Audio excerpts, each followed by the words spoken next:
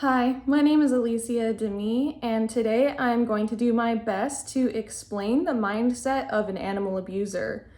What kind of mindset goes through a person's head who hurts animals? Now, I can bring you right inside of this mindset because I used to be an animal abuser. I used to be a person who hurts animals when I was a teenager and a kid. If you want to learn specifically more about my story, you can check out this video or this video.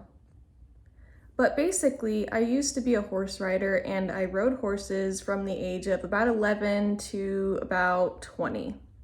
But to make a long story short, when I was about 11 years old, my family members, my biological relatives, introduced me to horse riding. My aunt had some horses.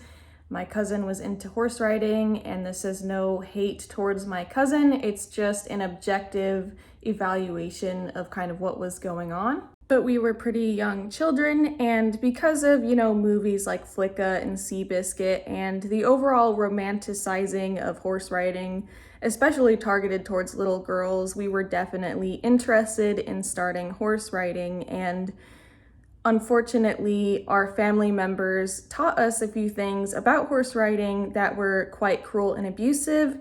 Just as an example, if a horse does something bad, maybe if they buck you off or rear up, you tie them to the fence to make them, quote, think about what they have done. Now, looking back as a rational thinking adult, there's no way that tying a horse up to a fence would possibly work to make them think about what they've done, because we don't speak the same language as them, and we can't rationally tell them you're tied up to this fence so that you can think about the bad thing that you've done.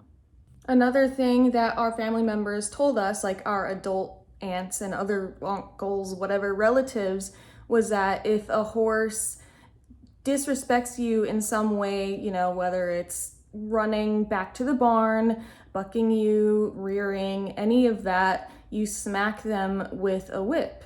And I know that at first I didn't really want to smack horses with a whip, but eventually my family kind of got in my head telling me, you're letting him have his way, you're not controlling the horse, and kind of bullying me for not doing so. So I started doing so. And then we'll get to the mindset here in a minute, but I cultivated a mindset of desperately wanting to prove my family wrong because my family was telling me, you're letting the horse have his way, you're doing something wrong by being kind to the horse, you're doing something wrong by not abusing the horse. So I cultivated this mindset of, I better prove these people wrong. I'm not weak, I'm not soft, I am tough. Like, I want to be a tough little girl that's out in the country being tough, and and then I got kudos for when I would be tough. There would of course be a lot of comparisons, which is pretty much a favorite tool of abusive family units, is to compare siblings to each other, in this case compare cousins to each other, whatever it may be, saying, look, that person's doing this right, why can't you be more like them? And I started to kind of become more like how my cousin was acting. From a psychological perspective, me as a kid and a teenager, I saw that my cousin was getting praise for doing, exactly what they said to do with the horses, and I was getting basically dumped on for not doing so. And because we all have a psychological and kind of biological innate need to have love and approval from our family, I started changing to become more of what they would approve of, because I wanted love. Unfortunately, this kind of love is conditional love. Now, that's not to say that all of the abuse that I did to my horse was not my fault, because it was my fault. I could have made the decision to quit horse riding years earlier. I could have made the decision to find a hobby that doesn't hurt animals. But that's not, unfortunately, what I did. And I take responsibility for my own actions. However, I'm just objectively looking at the whole situation and seeing kind of how someone like me, who's very sensitive and who really doesn't want to harm anyone, ended up being kind of this monster. So my mindset became exactly like that of my family's. If my horse does something to piss me off or to embarrass me in front of people who are watching, like rearing up or trying to run back to the barn or bucking or anything like that, I get angry at him and I show him who's boss, right? I'll smack him if he did something wrong, right? And in my mindset, I was thinking if I didn't show him who's boss, I'm putting myself in danger, and I'm really just doing the right thing by, making myself safe. When in reality, I was putting myself in danger by getting on the back of an animal who didn't want me on their back. And I could have just not did that.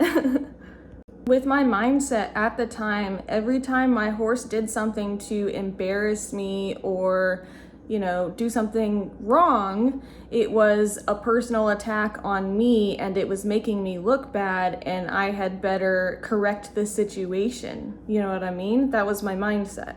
And I would feel genuine rage toward my horse whenever he would do these things, because in my head I was thinking about the people laughing at me or the people saying, I told you you couldn't do it, or, I knew you'd fail, and that sort of thing. I sadly was directing that rage toward my horse, an innocent animal who all he wanted to do was eat grass and be left alone and be a horse, instead of directing that rage toward the people who were making me feel that way and who were mentally and emotionally abusive toward me. And, that's not something I can take back now. Now, for my personal story and situation, I never stood up for myself against these people, and I kind of just let them do it toward me. I kind of tried to be the better person or take the high ground and not stoop down to the level of, the verbal abuse and everything that was being thrown at me. But unfortunately, what ended up happening is that resentment and rage built up, and I would take it out on my animal, which is, disgusting and horrible. And, once I would hit my horse when he did something wrong, I would be really upset. And sometimes I would feel like I couldn't stop. And I'd cry and I'd feel out of control. And it was really horrible. And nobody around me said, stop doing that. Literally nobody.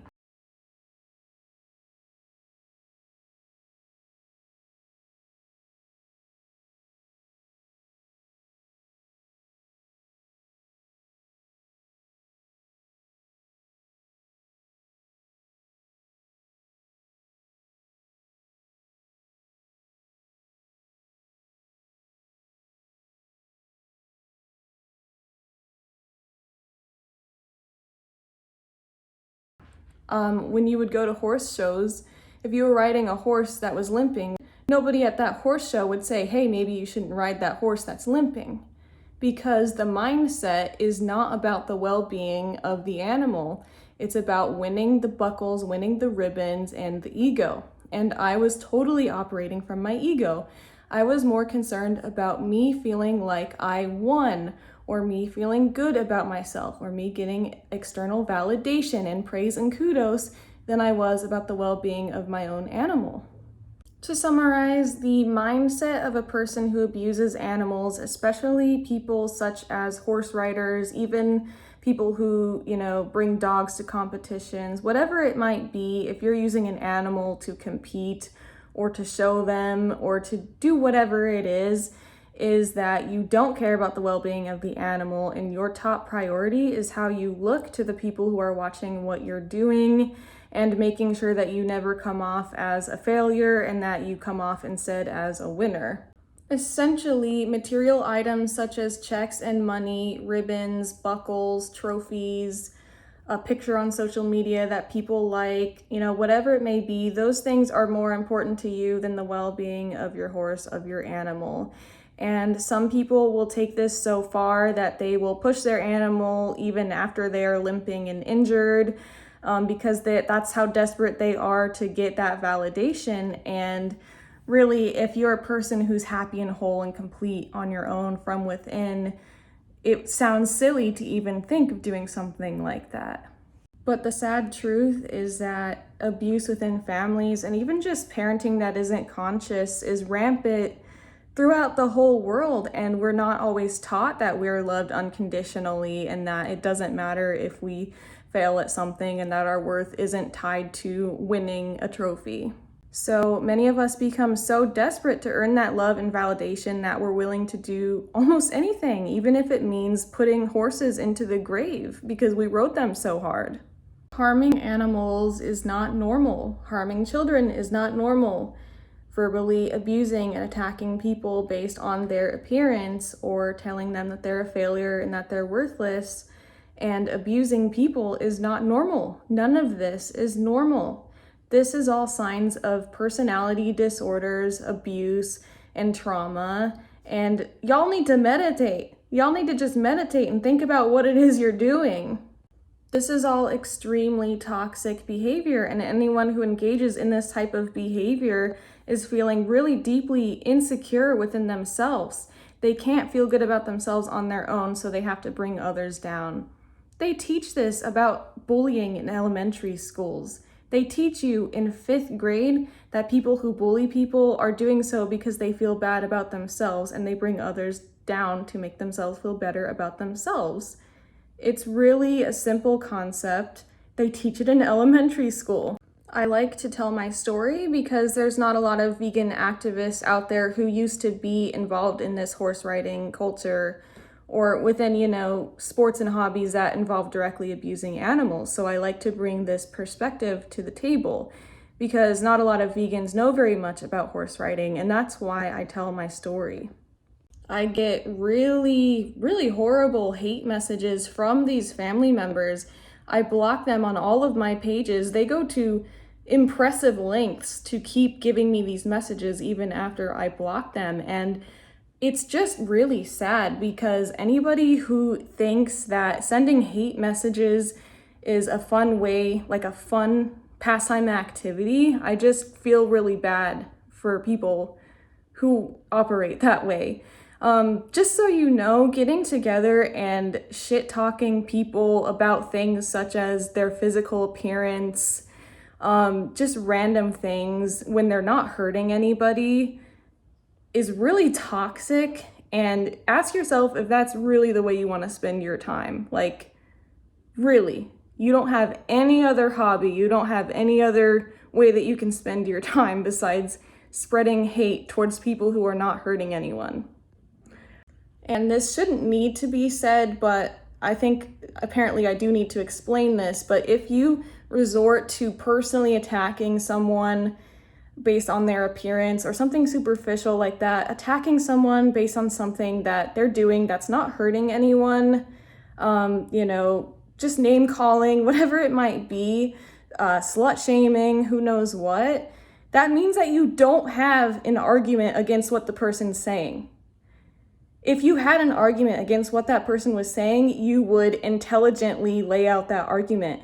But you have no argument against, in my case, what I am saying. That's why you're resorting to personal appearance attacks and things like that. That's fucking obvious. Anyone who is rationally thinking can see that. The first stage of truth is mockery. The second stage of truth is violent opposition. And the third stage of truth is that it becomes self-evident. You know that I'm right. You know that I'm not lying about my experiences. You can't argue against what I'm saying. That's why you're resorting to acting like a bully. Why do you want to be a bully? Why do you want to be spreading hate in this world where there's already so much hate? Why do you want to bring people down? Does that really make you feel good about yourself? Does that really make you feel good? If you were just walking down the street and you saw someone kicking the crap out of their dog, just like bludgeoning their dog, you'd probably say, stop doing that to your dog. You'd probably say something. That's exactly all I'm doing when it comes to this horse stuff. I'm just pointing out that horses don't want to be ridden and abused. That's it. That is all I'm saying. And just another point, and this is not the most important point, but the more you guys comment on my videos and watch my videos, you're giving me views. You're helping my YouTube channel. You're boosting the algorithm. My videos are now getting more views because of these hate comments. I don't know what it is you're trying to achieve. There are hunters who go vegan and become activists later on in life. There are slaughter workers who go vegan and become activists. Horse riders can go vegan and become activists. You know, we're all just a product of our environment. If we're taught to abuse animals, if we're taught that all of this is normal and okay, you know, if you don't have a lot of consciousness and rational, independent thinking, it's a lot easier to just keep repeating the patterns, repeating the cycles of abuse, repeating what you've been taught and being a product of your environment. It takes a little bit more effort to question things and say, wait, is making a horse run around in circles and whipping them like really a good thing to do? Does the horse enjoy that? Do I even enjoy that? Just questioning yourself and asking these questions. Sometimes all it takes is just someone outside of that culture to say, hey, what the fuck are you doing? And that's why I do what I do. Sometimes we really just are not thinking about what it is that we're doing. And that is why I am here to spread awareness and do my best. Why do we hurt animals if we don't have to? If you're not vegan, listen to the TEDx talk, Every Argument Against Veganism by Earthling Ed. Every argument that you say, circle of life, animals eat other animals, lions eat animals, we need meat for protein, all of that is debunked in that TED Talk. And you sound honestly really stupid when you make those same arguments that have already been debunked. So I highly recommend listening to that before commenting. Watch the documentaries Earthlings and Dominion. They're both free on YouTube or at watchdominion.com for Dominion. It just shows what happens to the animals. It's truly horrible.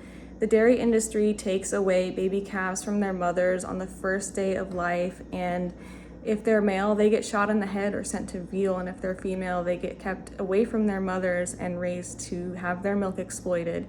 The egg industry grinds up male chicks alive because they don't profit the industry, and they slaughter all of the hens.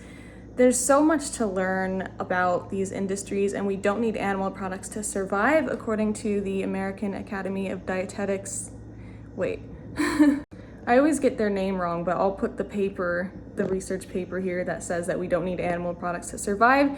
There's also nutritionfacts.org, a nonprofit website run by a doctor that gives you actual peer-reviewed scientific data about nutrition. This is really important. If you are being verbally, emotionally, mentally, or even physically abused by a family member or a friend, there is help. I will have help hotlines linked in the description below.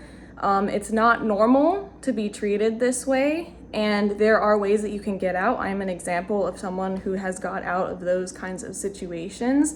Now, my situation is not the worst in the world. It could always be worse, but it still was not healthy, and I'm a lot better off leaving these situations. And the best thing that you can do is cut contact with these people, because these people are not capable of rational thought, and they just gaslight you. Gaslighting means manipulating you into thinking you're crazy or doubting your own perception and just telling you that things that happened didn't happen, and trying to silence you from speaking the truth about what happened. If you want to learn more about this, Lisa A. Romano is a really good YouTube channel resource. It's not normal to be mistreated. You should be talked to with respect and love 24/7. I don't care if someone's mad at you. It doesn't matter.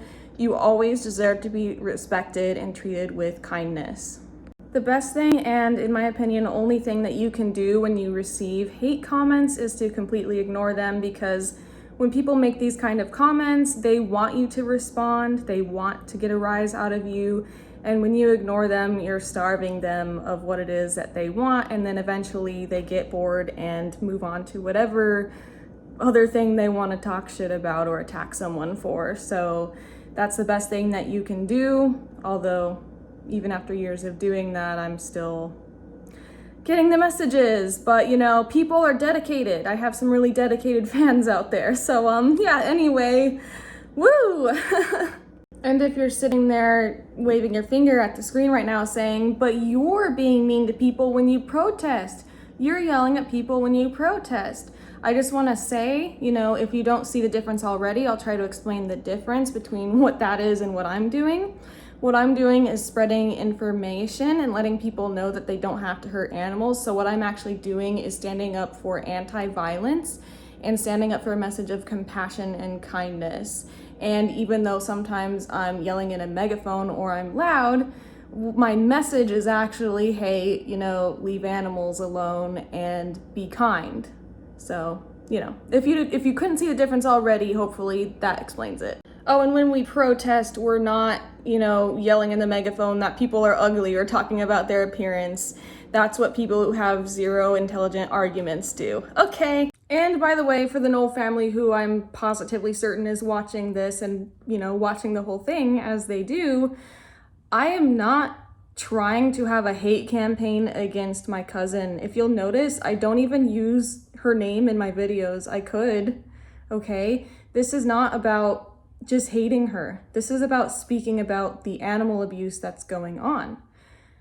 I want nothing more than to have been able to continue my friendship and relationship with her. However, there at this point is too much of a difference in morals and values, but more importantly, it's because this person has not stood up for me within the family, even though I've always stood up for her. And so at some point when you have these one-sided relationships, you gotta cut them off. And it's sad, but that's just how it is. I actually still have a love for this person, and I respect them enough to tell them the truth, because I believe when you respect someone, you tell them the truth. And this is just the truth of how it is. I think this person has many capabilities and talents that they could turn to outside of horse riding, and that they're better than this family. They're better than this bullying and this toxicity, and I've always tried to tell them that. But the relationship as of now, and maybe it'll change in the future, who knows, but as of now, because I have self-respect, has to be over. And that's that. I can see how if you react to the content in the videos that I create with your emotions instead of taking a breath and responding to it with rational thought, you could believe that all I'm doing is trying to come at my cousin. And I can see how you would want to protect your family member and stand up for them if that's how you're perceiving it. I mean, that's understandable. It's kind of our instinct to stick up for our loved ones, especially our close blood relatives. It's understandable. However, I think it could be helpful if, again, you just took a step back, took some deep breaths, and got out of your emotions, and then just kind of applied, logic and reasoning and say, okay, well, what is she actually saying? And is she actually out here trying to tear someone down, or is she out here trying to give a message? And what is that message? And do I have an argument against that message? At the end of the day, I should have quit horse riding sooner. I completely enabled my cousin as well. When she would lose her shit on her horse, I would kind of not say anything. And then after she was done and felt bad about it, I'd comfort her. And so I totally enabled that. And I was older than her. I was like 2.5 to 3 years older than her. So I should have been the one to set the example and said, listen, this needs to stop. And there were times when I said something, but it was not nearly enough, because when it comes to harming animals, it's not like, oh, maybe harm them a little bit less. It's stop harming them altogether. I should have been that example. I failed in that respect, for sure. We can't change the past, but we can do the right thing moving forward. And that's simply what I'm trying to do. That's it. My past behaviors as a horse abuser, honestly, I should have been put in jail for that. I should have done time in jail for what I did. I should have really been punished for that. But in this society, we don't punish people at all for abusing animals, I guess, unless some certain cases when the animals are dogs and cats. So, I'm very, very lucky that I get to live a free life. My horse that I had for 8 years or however long it was, unfortunately does not get to live a free life, because when I was at an internship on a horse breeding farm, which I have a whole video about, my aunt said she took my horse from my grandparents' house onto her property, and she said, oh yeah, I'm happy to feed him, blah, blah, blah. I come home from the internship, I'm dealing with a lot in my personal life, so I'm not like going and riding my horse at that time. And she just texted me one day and said, I got rid of your horse. So my horse ended up going to another little girl who is barrel racing and doing the same thing that I used to do. And unfortunately, that is his fate, and there was nothing I could do about it because I didn't have a bill of sale or proof of ownership. Not that you can own another living being, but I literally couldn't do anything about it, and that really sucks. But what I can do is I can speak up for other animals and spread the message.